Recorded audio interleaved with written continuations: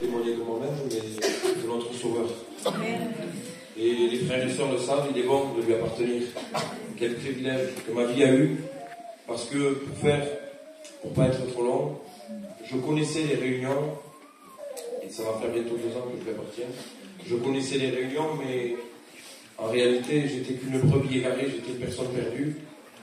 Et j'avais dans mon cœur un vide. Et le frère a chanté un cantique qui guérit ton cœur et il soigne ton âme.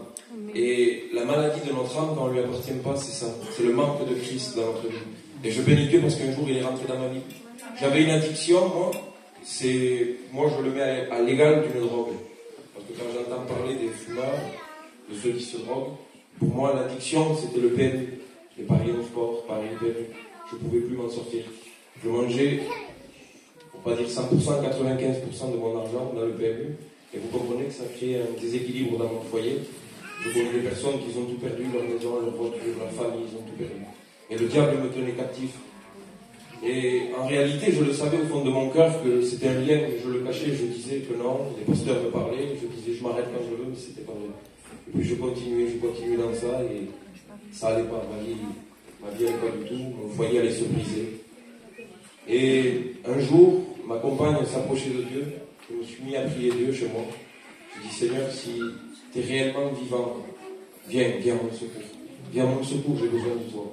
Et puis nous, quand on ne connaît pas des expériences avec Dieu, de suite on croit qu'il y a un ange qui va descendre du ciel. Quand on parle du brisement, on va avoir un ange, mais c'est pas ça. Je suis rentré chez ma soeur, j'ai tiré un verset, puis ce verset me disait, c'est dans le psaume 66, il a été attentif à la voix de ma prière et il va m'exaucer. Amen.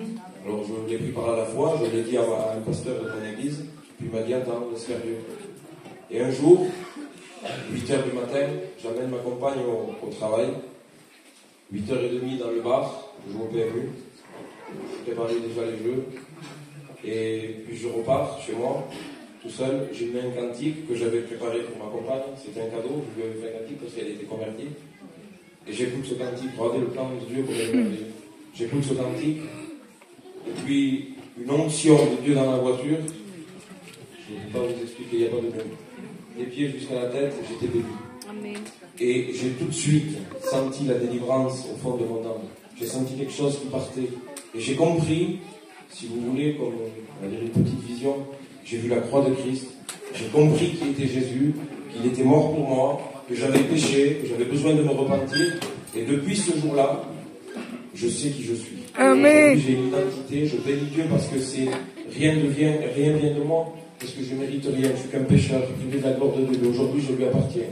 Et je bénis Dieu. Amen. Et je suis rentré tout de suite chez ma soeur, je lui ai dit, ça y est, je suis converti, je sais qui je suis. Maintenant, je suis un enfant de Dieu. Elle était contente parce qu'elle était chrétienne, elle me dit, t'affole pas, calme-toi. Et puis, depuis ce jour, eh bien, ça va faire 2 ans, je suis diacre à l'église de Montauban, avec la grâce de Dieu, avec mon foyer. On sert Dieu comme on peut. Et puis, toi, ce soir, si tu as des problèmes, je ne sais quoi, si tu ne connais pas le Christ, tarde pas. Donne ton cœur. J'ai perdu tellement de temps et je le regrette. Et Dieu le sait que je le regrette. J'étais jeune, j'avais 23 ans, aujourd'hui j'en ai 25. Mais il n'y a pas d'âge. Viens à Christ. Que Dieu vous bénisse. Amen.